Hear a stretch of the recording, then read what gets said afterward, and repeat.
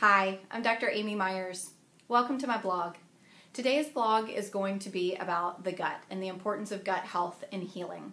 It's really impossible to heal yourself if you haven't healed your gut. I'm a functional medicine physician in Austin, Texas, and gut health is really the foundations of my practice. So no matter what you're coming to see me for, whether it's something chronic such as an autoimmune disease, fibromyalgia, chronic fatigue, ADD, or autism, to something less severe like seasonal allergies, eczema, acne, headaches, migraines, irritable bowel, things like that, I always start in the gut no matter what you're coming to me for. So let's talk about why is the gut so important. Well, it is really, besides our skin, the main barrier to the outside world. It's one of our largest organs by surface area, and it's there really to protect us.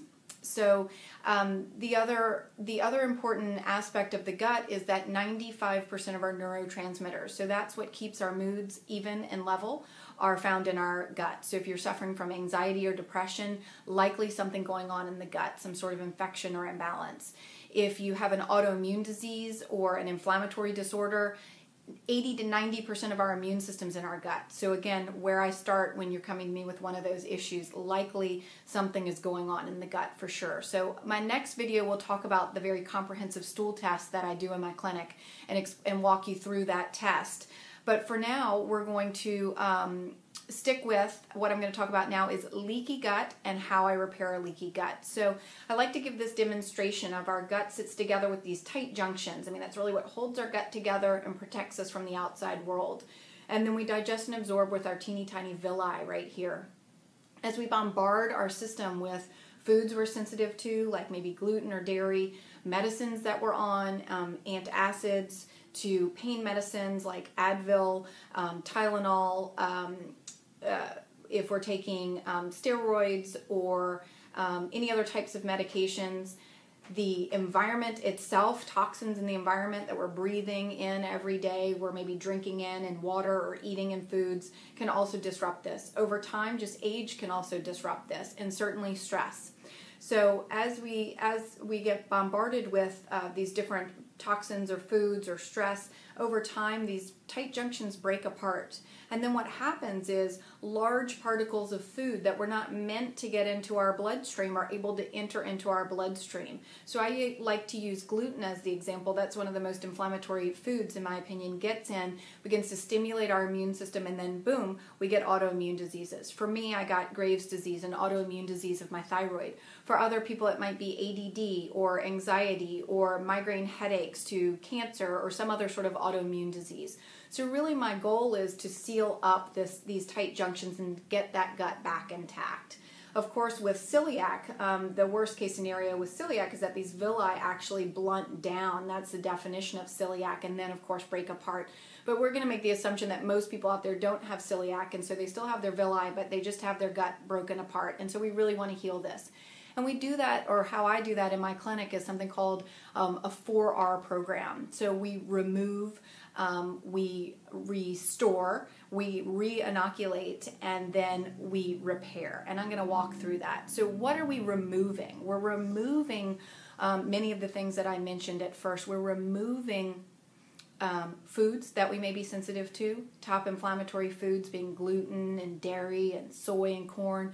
We're removing toxic foods like caffeine and sugar and alcohol. So you can find my full list and read my ebook, The Myers Way. That's the exact program that I have each of my patients go through. So you can do that at home, or again, we have monthly guided cleanses with my nutritionist that you can partake in. We want to make this available to everybody out there. So we remove those foods.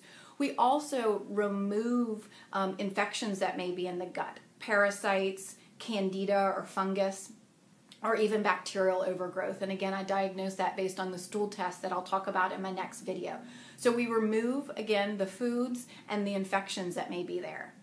We re-inoculate with good bacteria. So again, I look at the stool test and I find out what your levels of your good bacteria, what I call your army, what your army is doing for you in there. Do you have the right amount of the right stuff? If not, we give you more. I believe most people out there really could benefit from a probiotic, one with multiple strains of about 50 billion units a day. So that's what I recommend for my patients. And then we want to restore. and we want to restore things that might be missing, like digestive enzymes. I find a lot of people maybe have their gallbladder out. They didn't realize they had an issue and they got their gallbladder out because they were having stomach pain when really they just needed to remove something else, but like gluten. So we restore also maybe digestive digestive enzymes as well as stomach acid. A lot of people out there walking around with low stomach acid. They're on these proton pump inhibitors. They're on Tums at night, and it's really not that they have low stomach acid. It's that they are eating foods that are causing problems for them, creating an issue, and then they take these medicines to lower their stomach acid, but they actually need more stomach acid. It's kind of counterintuitive. So again, we look to see what needs to be restored in there in terms of digestive enzymes, maybe bile salts if you're missing your gallbladder, or stomach acid, HCl.